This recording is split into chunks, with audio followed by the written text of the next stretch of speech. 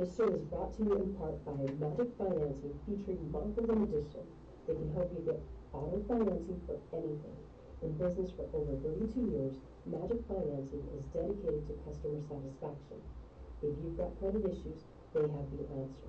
No matter what your profile is, they can help. They work with people who have fair credit, bad, or simply terrible credit repayment history, as well as people who have no money down. That's right, no money down. They are located at 6385 North Federal Boulevard with great auto inventory. Give them a call at 303-298-1155. That's Magic Financing, features Monthly Edition. They're open Monday through Friday till 8 and Saturdays till 7. Check them out. That's Magic Financing. Call them today at 303-298-1155. Tell them that you heard about it here at KUHSdenver.com. Also, visit us at www.magicfinancing.com.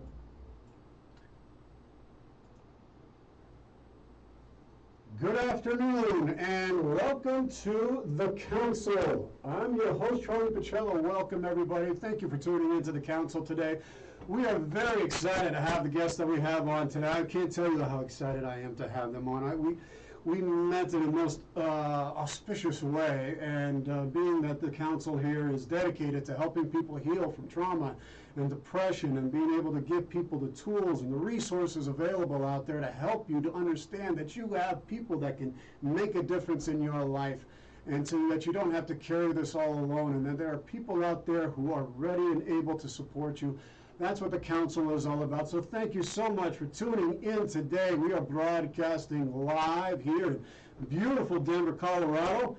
I mean, it is just a gorgeous, kind of hot day, but it's still gorgeous. And we are broadcasting here in North Glen and all across the beautiful city of Denver and Fort Collins, Colorado Springs, and all across this great nation and all around the world. We are being listened to by so many people from so many different continents, and wherever you're tuning in, whether it's the Philippines or India or Europe or South America, we thank you so much for tuning in here to the Council. Every couple of weeks, we try to give you the best shows that we possibly can to get you the information you need to be able to make your life the best it can possibly be. And I also want to thank our sponsor, which is magicfinancing.com. Magic Financing, if you need a car, a used car, a new car, boy, go check out Mago the Magician. He's an old friend, family friend of ours, and he will take care of you. He'll get you a new car, a used car. He'll get you your dream car. Go check them out at magicfinancing.com. Ask for Mago the Magician and just tell him that Charlie sent you. He'll know who it is. Anyway, folks, I had an incredible experience this week to work on a retreat, or this past week, helping veterans heal over at the Fish Creek Ranch in Montana.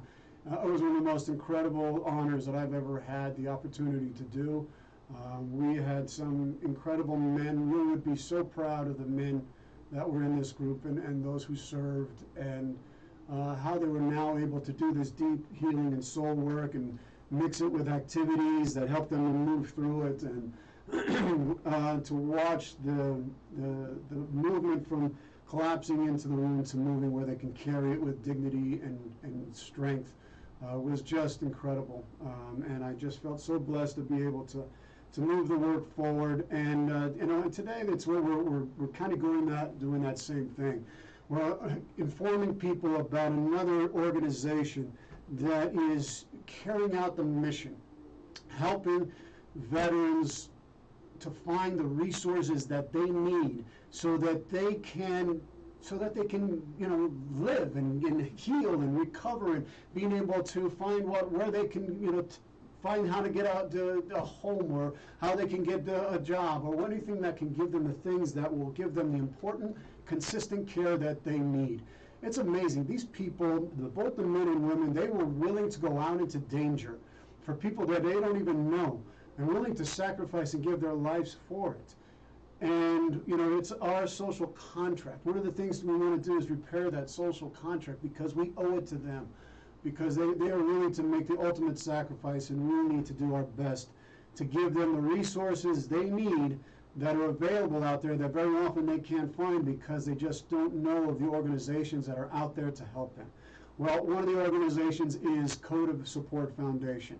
It is an amazing organization, and we are very fortunate and very lucky to have Christy Kaufman, who is the Chief Executive Officer and co-founder of the Code of Support Foundation. During her 11 years as a wartime Army wife, Christy experienced firsthand the numerous barriers between those who serve and the resources designed to support them and their families. Christy co-founded Code of Support with Vietnam veteran General Alan Salisbury to remove these barriers and make good on our promise as a nation to honor and care for those who have served our country. And Alan Salisbury, Major General, retired General Salisbury, is the co-founder and chairman emeritus of the Code of Support Foundation. He completed a 30-year career in the U.S. Army with his final assignment as the Commanding General of the U.S. Army Information Systems Engineering Command. He spent 12 years in industry in R&D assignments with Contel Corporation, President, Contel Technology Center, and the Microelectronics and Computer Technology Corporation, and then headed U.S. operations for Learning Tree International, Chairman and President. He has sat on numerous corporate boards, including 4 public companies, several nonprofit boards, and has many professional associations. He is a graduate of West Point and holds an MS and PhD from Stanford University. Their website is www.codeofsupport.org. That's CODEOFSUPPORT.org. Welcome, Christy and Alan. Thanks, Charlie. We're happy to be here. It's an honor to have you both. I really am just, my gosh, I just love the work that you do. And I would love for you, each of you, to just take a moment to share a little bit more about your background, and for you, Alan, just why you chose the military, and then for Christy, if you could just share a little bit about your early influences and education and how they help you in your work that you're doing today. Great. Alan, age before beauty. Well, I'll go first then. Okay. How I chose the military is too long a story to tell here because it is actually a convoluted story. But basically, it was that my dad married the widow. This was the second marriage of a West Point graduate who had a son who always wanted to follow in his father's footsteps. And I tagged along for the ride, I guess. Not knowing what I was getting into, not knowing much about the military, having a pretty good idea I was going to get a good education. And I only had a 3-year commitment to fulfill after graduating from West Point. And I figured that would be easy and I could go on and do the rest of my life. Well, I found I enjoyed the work I was doing, and more than enjoying the work, I loved the people that I was working with, and that's what kept me in for what turned out to be just about 30 years of military service. Wow. Well, I agree with you there, sir. The people working in the service such a special thing. Really extraordinary. Christy? Yeah, so I grew up in New Rochelle, New York. I was a competitive gymnast, got a scholarship out to the University of California in Berkeley, and really had nothing on my radar around military or veteran stuff. And then I had the great timing of marrying a soldier right before 9/11. Like Alan, he went to West Point. So you can imagine West Point and Berkeley coming together. That was pretty unlikely. I always say the only place those two worlds could possibly collide is we met in Vegas. That's how that happened. And so I went from Berkeley, California to Lawton, Oklahoma, which was a culture shock for me and for Oklahoma. And then a couple months after we got married, the war started. And so that kind of thrust me into the world that I learned to live in. Yeah, well, when you said that about West Point and Berkeley, I'm many of the people who listen to the show know I'm a graduate of the Air Force Academy, and so I've had those dynamics where worlds are clashing and coming together, but sometimes it can really work, and I think that it can influence us in a way that's really helpful when we're doing work like you guys are doing with Code of Support. Alan, I'd like to ask a question about your service. What was the most profound or intense moment you had while you were in the military? Is there a memory that stands out above the rest? Well, I probably would give you two quick examples of that. First thing was when I arrived at my first assignment, which for me was at Fort George G. Meade, Maryland. And I was assigned to the 69th Signal Battalion, and I was a platoon leader.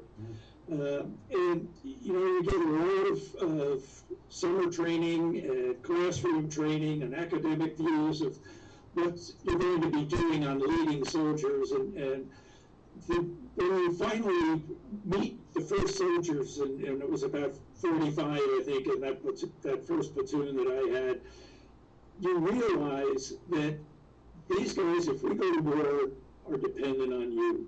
And all of a sudden, in the words of Simone Biles, the weight of the world felt like it was on my shoulders. That was a pretty profound recognition that, okay, now we're doing this for real. It's not an academic subject anymore. Mm-hmm. The second point was 10 years into my career. And I graduated in 1958. 10 years into my career was the summer of 1968, which was a pretty restless time in this country, as you should remember. That was when I found myself on an airplane descending into Saigon in Korea, or in Vietnam. And there I was on the way to the real adventure of my life. And I say that because I was a communicator, not an infantry guy, not an artillery guy, not a tank guy. But I respected those people so much. Mm-hmm. Anyway, I showed up there, and when I came back from that year, I had lots of experiences during that year that not direct combat for me, mm-hmm. but working with the soldiers that were in direct combat and whatnot.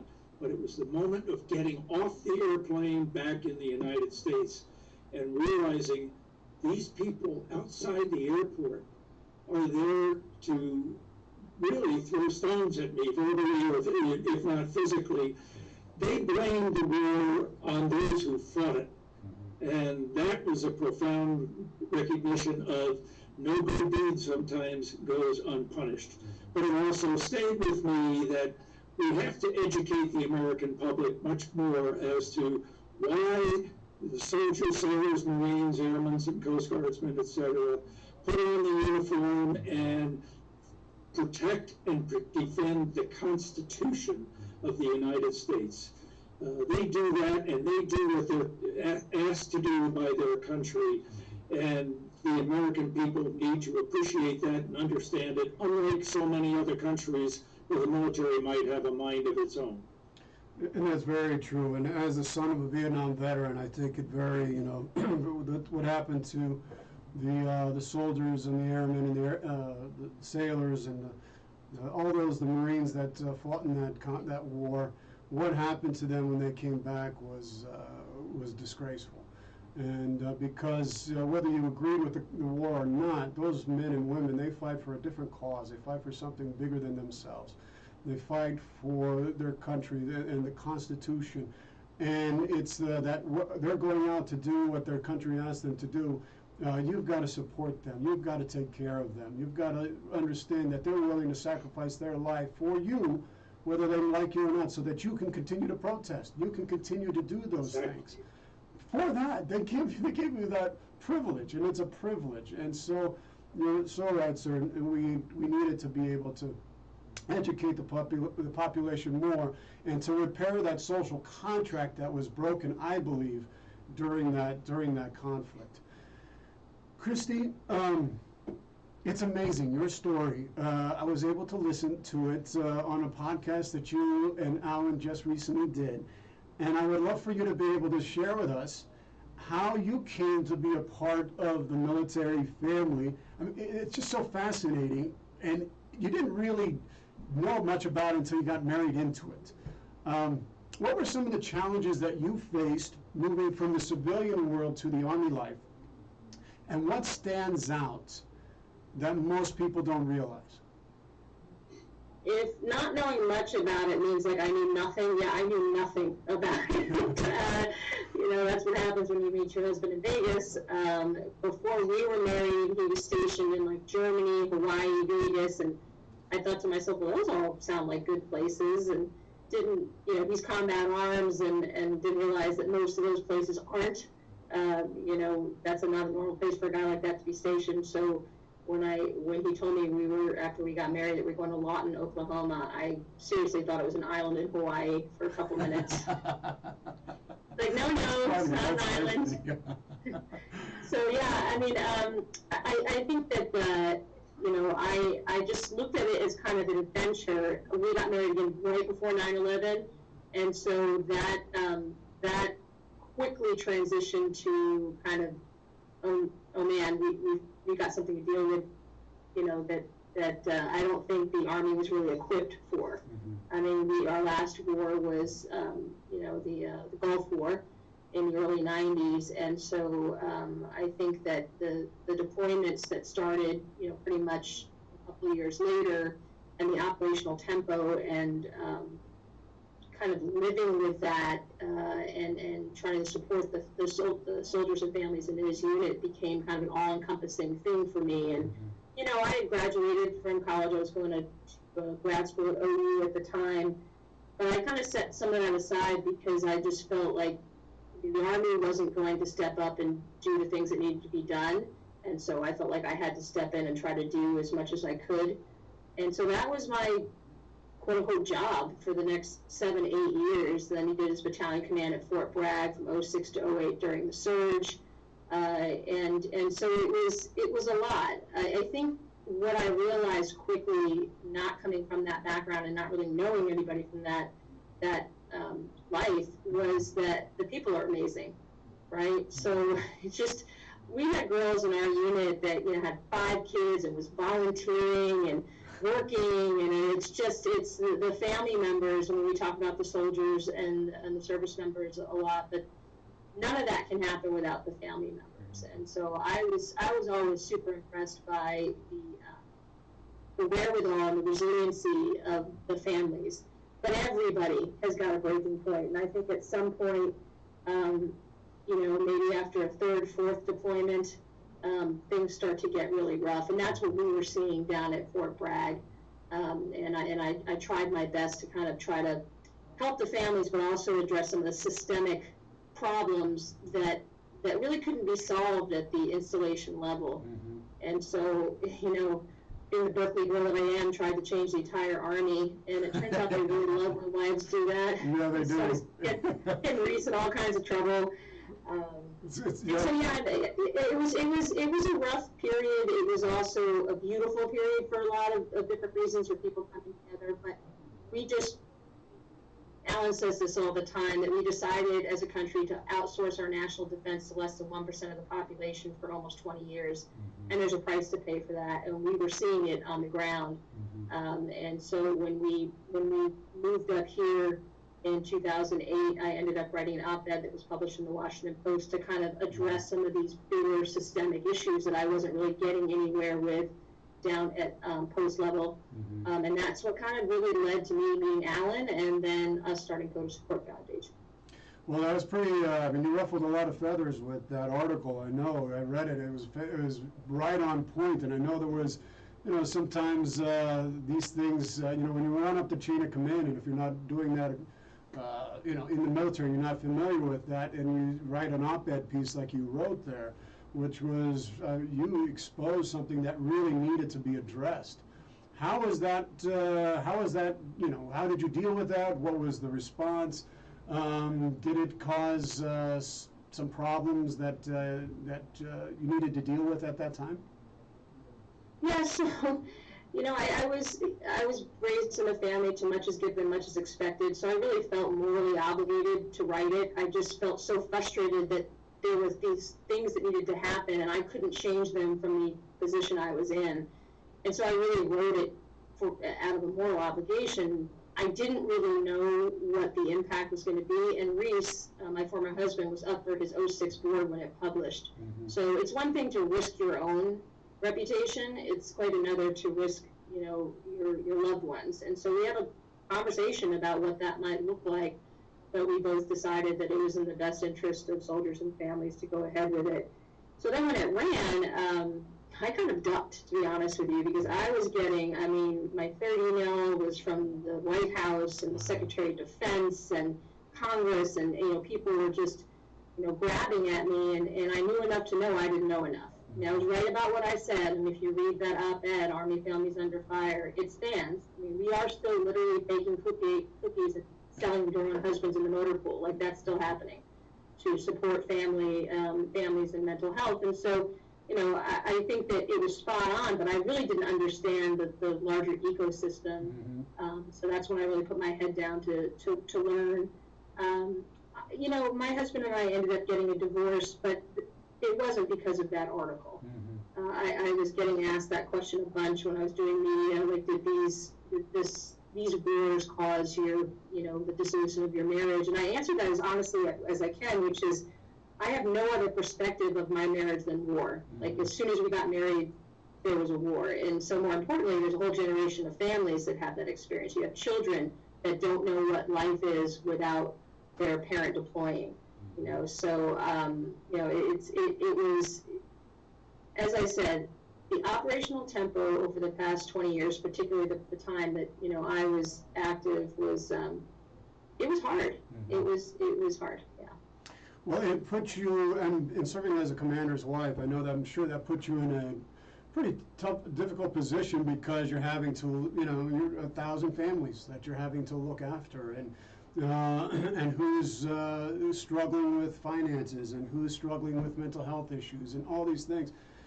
Could you describe some more of what these issues that you were discovering, and what did it reveal to you about the systemic institutional changes that needed to be made? Yeah, I think that, first of all, shout out to the chaplains. I'm not a particularly religious person, but those chaplains stepped up, and what they were doing had really nothing to do with probably what they were trained for, because they were basically our social workers, right? So we worked really closely with the chaplains on some of these kind of social issues that needed to be addressed.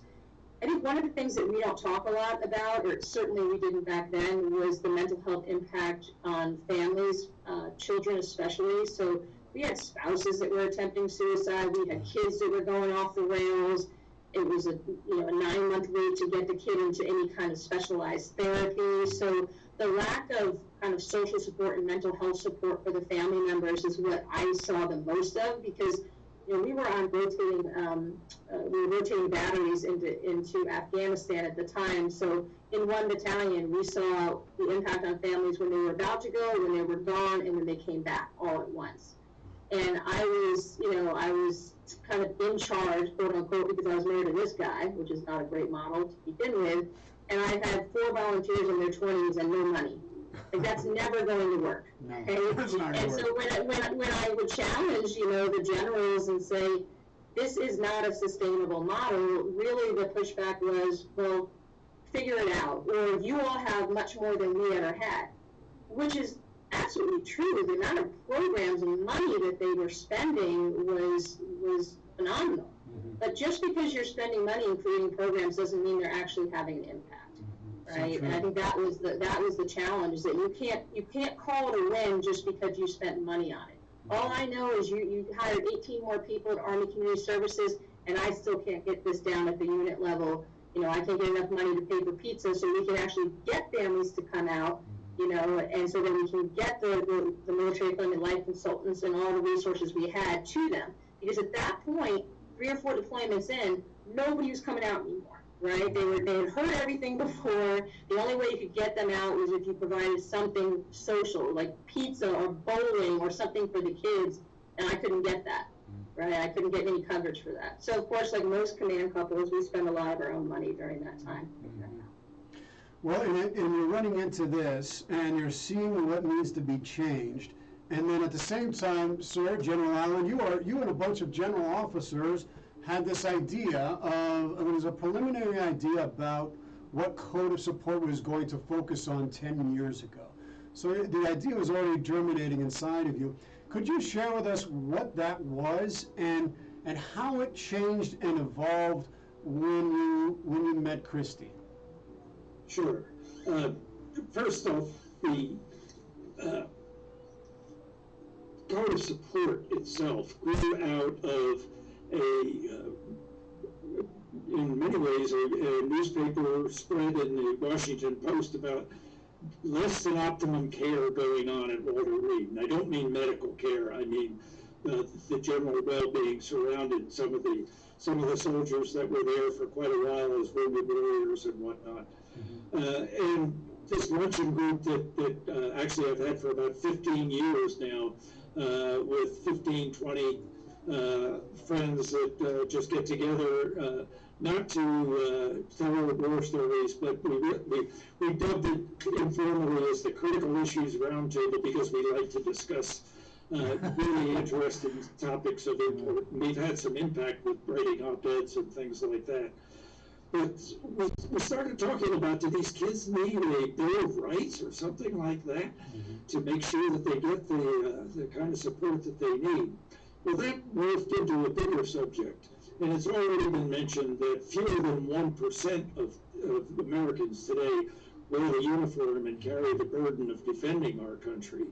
The other 99% essentially, I'm going to use these words deliberately, get a free ride. And we asked ourselves, what do that 99% owe these less than 1% in return?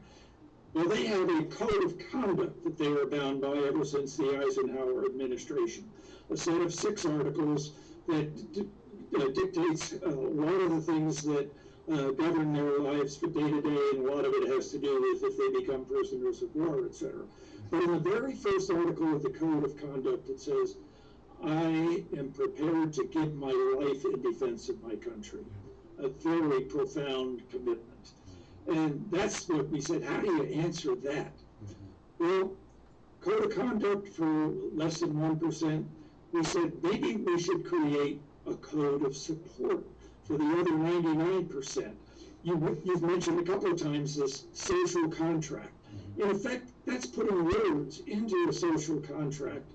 And it creates 6 articles that tells Americans material things that they can do to support the troops and make themselves feel like they are really contributing to our national defense through creating this support network for our troops. So the idea was, we have these 6 articles we created, we put them up on the web, and that was kind of the end of it. We put it on the web, we didn't create a foundation or anything like that.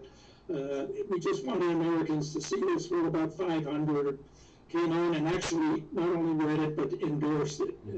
And the endorsements were very moving. You know, my grandfather was a World War I veteran, or my father was a World War II veteran. I dedicate my signing this pledge to the American people and to the troops and military families. I dedicate that to this hero of mine, etc. We moved on. 10 years, well, it wasn't 10 years later, but maybe 5 years later, I found this document in one day going through some of my papers, the Code of Support, and I said, this is too important. And at this time, we were into the war on terror. 9/11 had happened. And so I started a foundation at that point with the sole purpose of educating the American people, education and awareness of what service and sacrifice was all about, and how they could symbolically and meaningfully dedicate themselves to pledge this, that they would follow this code of support for our troops. Flash forward another year or so, and this was a very low-level foundation. It was me and a couple of friends who I created a little board for it, but with the idea of promoting the code of support. One of my classmates has a daughter who my family and I have become very close to as well, who happened to be a friend of a lady called Christina Kaufman. And she said, Alan, you really need to meet Christy because I think you have some common interests. So we met on a blind date for lunch, if you want to call it that, and talked over things. And this was now the Vietnam generation, knowing how we screwed up taking care of our veterans as they came home from that war, meeting the 9/11 generation and somebody who is intimately familiar with the need of today's troops and military families. And believe it or not, we hit it off. It wasn't Las Vegas, it was Alexandria, Virginia, but the commonality of thought was there. And I asked Christy to come on board, and Code Support Foundation took on a whole new meeting. And I'll let Christy tell you, if you want to go on, as to how we evolved into some of the new aspects of the work that we were going to do beyond promoting the Code of Support. And it grew out of a commitment that we made, I believe, that day, that we were not going to let what happened to my generation happen to her generation. And in particular, that we did not want to be just one more nonprofit on the spectrum of something like 40,000 were rumored to have troops and military families in their mission statements. We didn't want to be 40,001. Yeah. We wanted to find a unique role that could have more impact than that fractional addition. Kristen. And I think you've done that remarkably well, sir. And it's just, I love that code of support. And having worked with veterans and many people for almost 10 years now with PTSD and trauma, one of the things that is at the root of that is the broken social contract. Coming in, they don't have that connection. They don't feel like they're part of the society. They've changed, but the society hasn't changed. And if the society is not doing their part in order to hear their stories, welcome them back, taking care of them, whether there's medical or mental health issues that they need, taking care of their families, they feel like they have been deserted and abandoned and betrayed.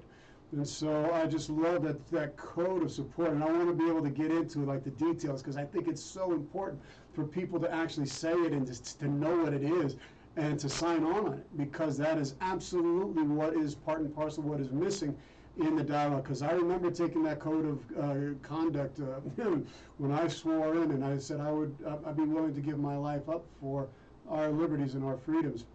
We do need a code of support from the society as well. And yes, you and Christy, you guys had, what did you notice about the nonprofits that were struggling, and what did you conclude? And also, your mission on the website is this: they stood for us, we stand for them. How does Code of Support fulfill this mission? Yeah, so I wanted to point out that Alan's generation, when they came home, just didn't have anything. I mean, there was just so little out there to address the challenges that veterans can have when they're coming home and their families. My generation, as Alan said, has tens of thousands of nonprofits. We have DoD, VA state things. So it's not an issue, for the most part, of not having enough support. The problem is that it's almost impossible to navigate through it. So whether or not there's nothing out there or there's so much you can't get to it, the end state's the same. People don't get what they need. So that's what we really took on as a mission, is that there had to be one nonprofit that's only job was really to integrate effort, to pull things together. And that's really what was the mission from the very beginning, is how do we take someone who's in crisis, whether that's an active duty, a veteran, could be from any generation, a family member, break down what's going on, actually listen to them. Our team of case managers who do the case coordination are really phenomenal, because they've walked the walk. They're veterans, they're caregivers, they've had their own journey as they've transitioned out of the military. And so they know how difficult it can be. And now they're experts at finding those resources. So I think a huge part of what we do is we sit there and actually listen to someone. Instead of trying to rush them off the phone and say, call this organization, call that organization, we say, okay, what's going on, right? So you peel back that onion during the first couple conversations, and you recognize that if someone's having a financial crisis, there's usually something behind that, right? you were in the military a couple of years ago, you were doing okay, and now you're homeless, something happened, right? So those things need to be addressed, whether it is mental health, family unrest, transportation, legal, benefits, employment, all of those things that make up someone's quality of life. And of course, there is no one organization that does all that, right? And as, again, expecting someone in crisis to try to navigate through that is unreasonable. So we've become that one point of contact.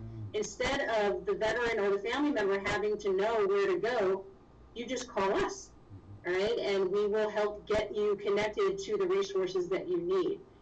As part of that journey, as I was watching my team, since we work nationally across the country, I noticed it was taking them sometimes half of their week just to identify the resources, because there are thousands of them. And each resource has a different eligibility criteria, right? So it's not like you can just take any resource and apply it to any veteran, right? You've got to really match those things up. So that's what really drove the development of Patriot Link.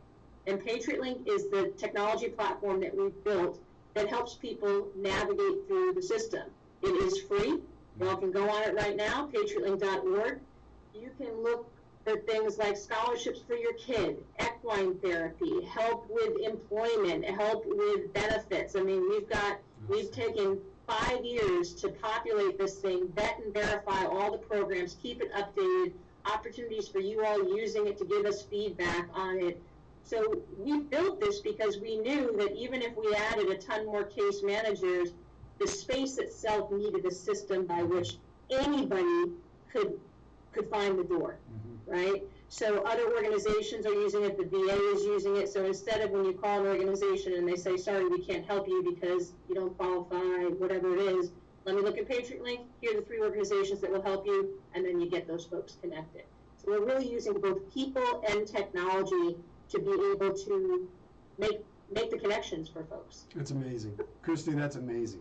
I know when I was in crisis during my trials, during my moral injury, I didn't have those kinds of links. I was trying to figure things out. I was trying to make sense. I was going through the trauma. I was going through the pain, and it was everything that I could to be able to hold on and to get through to the next day, and to be able to know there's a resource like yours, Code of Support, that is out there, that is already making those links, and you can contact one of your case managers that will be specifically assigned to you, right, to work your case.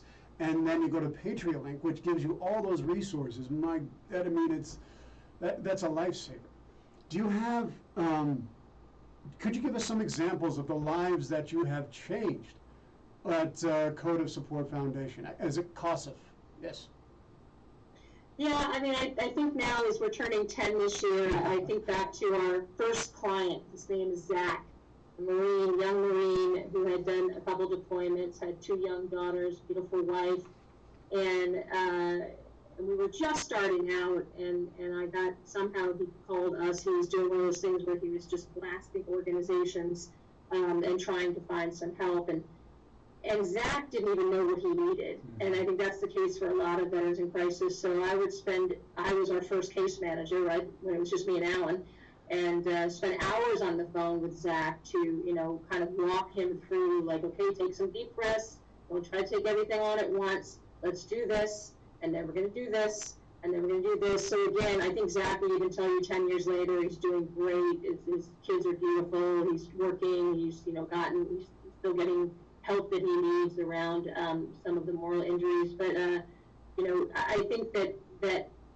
looking at, 9-10 years ago, we worked with Zach, and now where he is, a lot of that was just the journey that we took with him, right? And now we're doing that on a daily basis. I mean, we've got things that we help Vietnam veterans. These Vietnam veterans who came back and didn't get any help somehow managed to struggle through life, many of whom have substance abuse issues that they were able to just kind of work and then once they retire, everything comes crashing down. So any Vietnam veterans who are listening, first of all, welcome home, and thank you.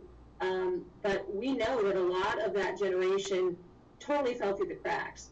So what we try to do with our Vietnam veterans is get them re-engaged, because many of them don't have a great relationship with the VA. And the VA certainly has its challenges, but they also by far have the most capacity. So part of our process is working with our Vietnam veterans and saying, okay, we're going to help you make sure that you're in a stable house, We're going to make sure that you have food. We're going to take all care of those kind of immediate things. And then let's start talking about, getting health care from the VA or getting benefits. So we have a couple of Vietnam veterans right now that we're working with. And then we also work with a lot of caregivers, right? So again, as I said, people don't really know the impact of war on families. And so while of course we're helping the veterans, but these caregivers and the kids who are also serving as caregivers are struggling, right? And so we're able to, we have a case that we recently worked where, I think we provided 6 or 7 different resources to cover down on this family, and half of them were for the caregiver and the children. Right, because the impact of just from living with a veteran with PTS and traumatic brain injury and all of that, they didn't even know that they had the right to resources. Right, so it's hard to kind of describe like the individual cases because we have so many of them. But I think the important thing is that we don't just. It's not like we're just going to pay the rent, right? We need to figure out why you need to get your rent paid, what happened, financial coach, financial counselor, get the rent paid, what's the next step, what's the job, what's the benefits, all that stuff. Because just, stopping the bleeding doesn't get you to where you need to go. And that's why it's so important to engage all these other organizations, like some of the retreat organizations, the continuing service organizations, right, all of those things. But you can't get people to focus on anything until they have a roof over their head, their kids have food, so you have to take care of those immediate things first. And then you walk with them through the rest of the journey of, okay, now let's start talking about what job opportunities you might be able to take on, or what benefits, or whatever it is, and what kind of peer support you need. You want to, if you served in the military, you are wired to serve. That doesn't stop when you take off the uniform. It's like what you're doing, Charlie. You're continuing to serve the community. So most of the folks we work with want to do that. And there are some really fantastic organizations that do that. Team Red, White, and Blue, Team Rubicon, Mission Continues. There's some wonderful organizations out there. So then that's like once we get them to the stable, we take them to that next level. So it's really a journey for us. That's incredible. Christy, it's really just such a blessing to the community that what you guys have both put together, and to imagine that you guys are 10 years old now. Did you imagine when you first started this together, Alan and Christy, that it would be what it is today? No. Very simple. That was an easy question there. Well, let me ask this then. What has been one of your greatest triumphs at KUHS Support over the past 10 years? I'll take a crack on that. And I think it was, for me, probably when we started getting the attention of 4-stars, frankly, and 4-star wives, or another very important, I should say spouses, but one of the biggest difficulties we had as a new kid on the block was just gaining acceptance, credibility. And that's why I reached out to a lot of people that I did have contact with or knew at one level or another, some very, very high profile Americans, and asked them to be on our advisory board. And that helped us with the credibility issue. So getting recognized for the kind of thing you can do is not easy, but when you do get that recognition and acceptance, and we have 4-stars willing to come and address a meeting that we were having, that was very, very significant to me. And I want to make sure that there is one impression that gets made correctly here. We talked about Christy's role in writing the op-ed and things like that. Let no one think that we're critical of the services directly. We know that their hearts are in the right places, they're trying to do the right thing. There are bureaucracies, let's face it. And sometimes they need a little help in this direction or another, and those of us on the outside are better positioned to give that nudge than those that are on the inside. Christy was on the inside at the time, but as a spouse, she did have a little degree of freedom. Mm-hmm. The same thing with the VA, by the way. We have a partnership with the VA. We work with them probably on a daily basis, and we love the VA. Mm-hmm. Sometimes we help them to do their job right. I'll say that way. And some of the clients that we have, just to fall into a crack that is broken down in bureaucracy, and when that is an urgent situation, we can move that ball forward. And the VA really is very thankful for us for working with them on things like that. Yeah, I would say that this whole narrative that I think sometimes dominates the veteran community around like the VA stinks isn't helpful, because it's not true. Yeah. Now, again, everybody's had their experiences, and some local VAs are working better than others, but Alan's right, it is an institution of bureaucracy. It's about getting the relationships and working with folks, and VA is very different than BOD. It's very decentralized. Like when I met early on with General Corelli, who was the vice at the time, who was working a lot around suicide, and if he put an Alcon order out, the next day, whatever happening stopped or started. That was it. It just happened that way. That is not the way it works in the VA. So I think that's one of the challenges. And Adam is way too classy and too much of a gentleman to say that, I was getting attention from the 4 stars and the 4 stars wives before we started KUHS support, but probably not for the best reasons. For the best of reasons, right? But he's right, in that sometimes you do need to. I remember talking to a general's wife at Fort Bragg, just a lovely woman, and this is before I wrote the op-ed, and I was pushing down an installation level, and she said, Christy, you really need to stay within your chain of command. And I remember saying to her, ma'am, due respect, I'm a civilian. I don't have a chain of command. And if my husband's chain of command is broken, like I'm going to keep going, right? I can't. It makes me sound like much more of a maverick than I am. But it's just kind of like, if you see people were dying on the home front, suicides, it was bad, Charlie. It was really bad. And so I was like, okay, well, I understand how things are done and I understand protocol, but sometimes you just kind of have to push, right? Mm-hmm. And I think that's one of the great things about being a nonprofit is you have a little bit more leeway. And we know the people that run the VA and DOD, and they're great. They're really good. And, you have to take these different strengths of the different sectors, the branches, the VA, the nonprofits, the faith-based, the business community. You can't expect them to be something that they're not. So you just have to kind of figure out a way to work it all together. And that's kind of what we do. We just figure things out. If someone made me ask me, like, what do you do for the support, we figure it out. We just figure it out. Well, and you're right. I think nonprofits are in a position to be able to do some things that the institutional bureaucracies can't do it just because of the way they're structured.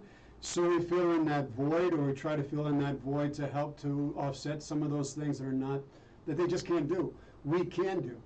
And, we try to focus, the military is, I love it. 70% of the people that are in the military are fine. We're looking at the 30%. Well, if you look at 20 million people, I think 20 million are in our country are veterans. Now that's about 3 million. That's a lot of people that are hurting, and so we want to be able to give them those tools and resources. And I think the nonprofits can do that, but because there's so many, they gets lost in the shuffle, and that's why I love in your 10 years, what you have been able to do is to overcome so many challenges that so many other nonprofits or organizations faced. Has that been one of your greatest challenges that you faced in the past 10 years? Or was there something else, and how did you overcome it?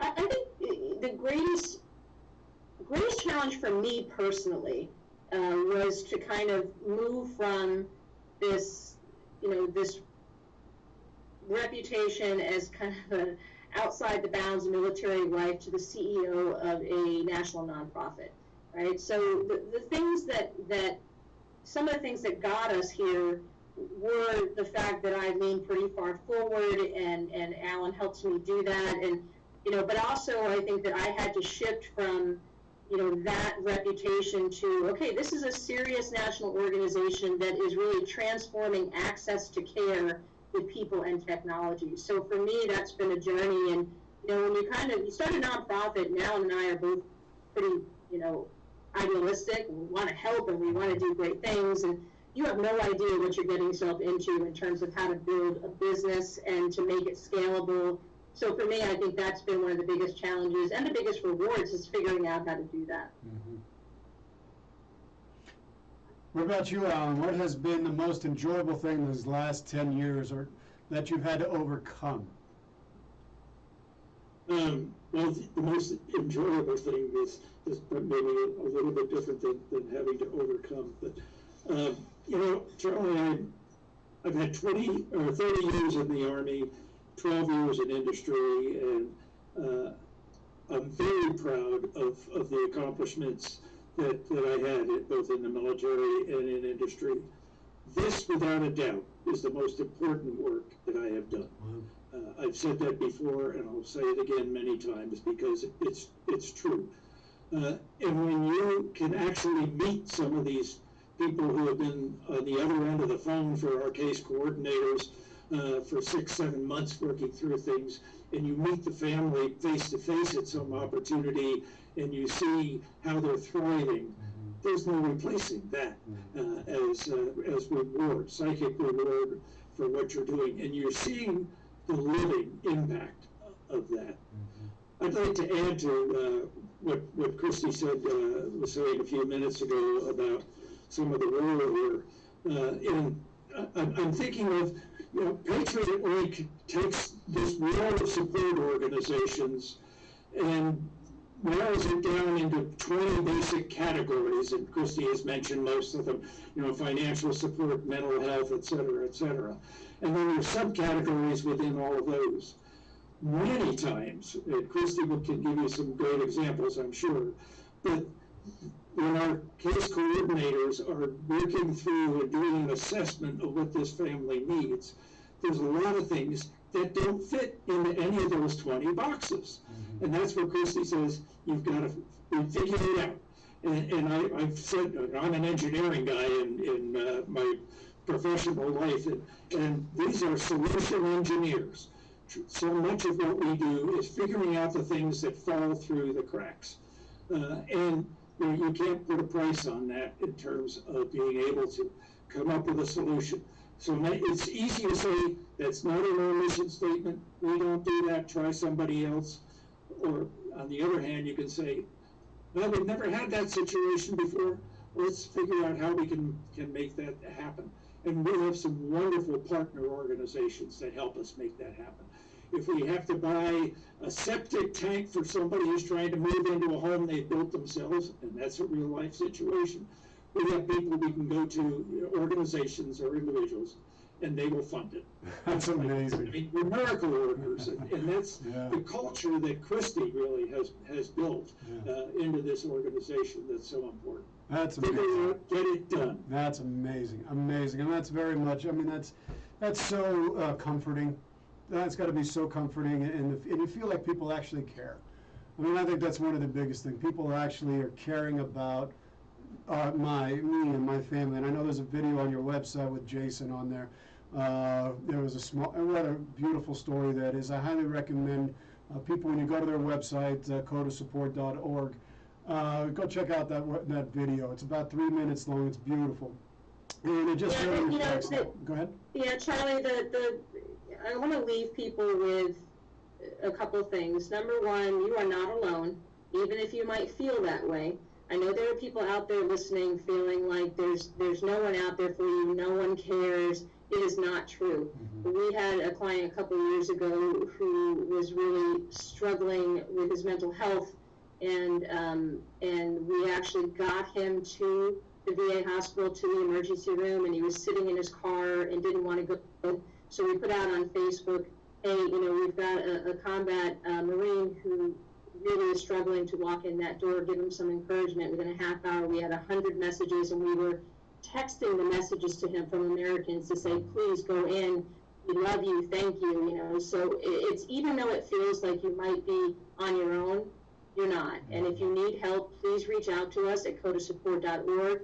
Please go on to patriotlink.org, this is all free, and find the resources that you need. And if you are in a position to help fund us, we're doing something this year that's really cool for our 10th year anniversary. It's called 10 for 10. Mm-hmm. So you can sign up for $10 a month to celebrate our 10 years. And you know, for a couple of price of a couple cups of coffee a month, you could actually be helping us save lives. And so this work, even though it's free to veterans and everybody that uses it, does not come free. So anybody out there that's listening that can make a donation to Code of Support Foundation, please consider that, because we need the help so we can help more folks. Yeah.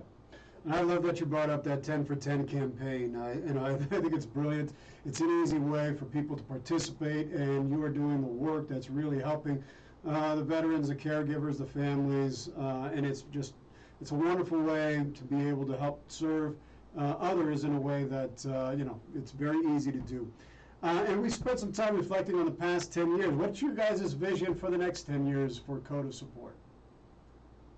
I think we have the opportunity to really transform the way people get access to care, because we have this technology platform. Technology is part of the solution. It facilitates human relationships. We're not saying that the tech is going to change the game, but it's the connector that will help the game change, right? So I think that the fact that we have these numbers around suicides that aren't going down, you know, we have a lot of other negative numbers that we're seeing. With the amount of effort and money spent, we should be seeing better outcomes. So we think that if we're able to get a mass adoption of Patriot Link, providers across the country using it, veterans, family members, it really will lead to, okay, we have all these hundreds of billions of dollars worth of resources, now we're actually getting the people who need them connected.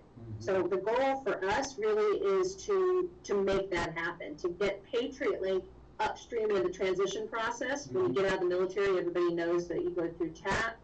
Imagine if you could download this app on your phone, and then all of a sudden you have that in your pocket whenever you need it. So that's our goal, to kind of change the way people get help. That would be life-changing. Life-changing. What I'd add to that, Charlie, is on the other side of the coin as well, and that's our case coordination business. It's a proven process. It's an extremely well-detailed process, because we need that as we train a new case coordinator. And now we're helping on the order of 1,000 or so family members a year. We should be helping 10 times that, if not another factor of 10. And I'd like to see us scale that. We are about to take on the role, self-appointed, as the National Case Coordination Center. What that means to us is that we want to give America's veterans one point of contact that will take care of your problems. Now, there are a number of organizations in hotspots around the country that have something similar to our case coordination process on a very localized basis.